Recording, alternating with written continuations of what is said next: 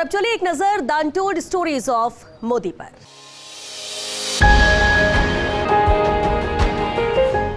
PM Narendra Modi में कुछ तो खास बात है। मोदी जी से कोई एक बार मिल लेता है तो बार बार मिलना चाहता है, ये कहना है प्रोफेसर नचिकेत राजगुरु का।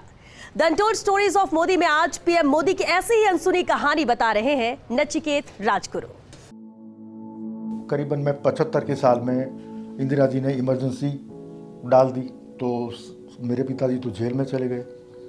फिर संघ परिवार के जो अंडरग्राउंड जो नेता थे, माने पदाधिकारी, वो लोग घर पे अलग अलग वेशभूषा करके घर पे आते थे। तो उसमें एक बार क्या हुआ कि बेल बजा, मैं दरवाज़ा खोला तो सामने जो खड़े थे व्यक्ति, मैं पहचाना ही नहीं वो कौन है। तो बोला आपकी पहचान? बोला पहले एक काम करो, दरवाज़ा बंद कर दो, मैं अंदर आ जाता हूँ। फिर सर पर से हैट निकाला, तो बोला नरेंद्र भाई तो आप यहाँ कैसे? तो कहे अभी ऐसा ही है, तो पहले दरवाज़ा बंद कर। फिर नरेंद्र भाई अंदर आए, मेरे साथ बातचीत की। पिताजी तो थे नहीं, तो मैं बोला तो अभी आए हैं तो खाना खा के ही जाइए। तो बोले हाँ मैं खाना खा के ही जाऊँगा। फिर माँ ने खाना खिलाया। फिर मेरी बहन की शादी थी, तो शादी में सभी नेता लोग आए थे, केशु भाई, सुरेश मेहता, माने भारतीय जनता पार्टी के सभी नेतागण। नरेंद्र भाई भी थे उसमें। तो नरेंद्र भाई तो करीबन जैसे ही आए तो मेरे हाथ पकड़ के ही चलते रहे पूरे ये जो खाना जहाँ चलता था वहाँ। तो केशु भाई और सबने खाना लिया, तो मैं बोला नरेंद्र भाई अभी आप भी ले लो खाना, पर आपको देर हो जाएगी। फिर कोई बात नहीं, मैं तेरे साथ ही खाना खाऊंगा। चलो ठीक है। फिर आखिर में नरेंद्र भाई ने मेरे साथ खाना खाया, तब तो वो सब चले गए थे। मैं बोला नरेंद्र भाई अब आप कैसे जाएंगे, आपको तो जाना है हेडगेवार भवन। तो ऐसा कर, मुझे स्कूटर पर लेके चल और बस स्टैंड पर मुझे छोड़ देना। मैं बोला ठीक है। तो मैं छोड़ के आया, फिर वो बस से चले गए। फिर आगे चलता गया। फिर मैं हेडगेवार भवन गया 2-3 बार, कुछ संदेशा लेके पिताजी का। तब उन्होंने मुझे ये बताया कि हमारी जो संघ परिवार की है वो पुस्तिकाएँ बाहर निकलती है, छोटी छोटी होती है, 40-45 पन्नों की।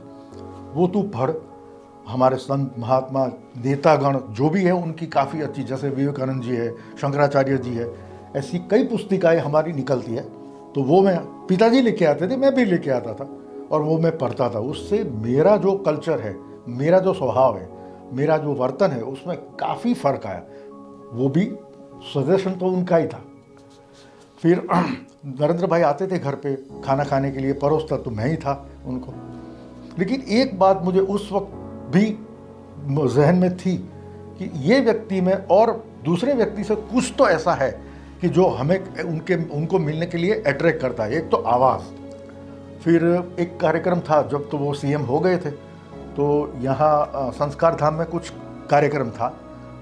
ये वकील साहब के कुछ वकील साहब के लेके ही कुछ समारोह था और नरेंद्र भाई वहाँ आए थे। फिर कार्यक्रम पूरा हो गया, मेरे पिताजी भी आए थे, वो थोड़े साइड में खड़े थे। फिर दोनों तरफ लोग खड़े थे और बीच में नरेंद्र भाई निकल रहे थे, तो मैं भी साइड में खड़ा था।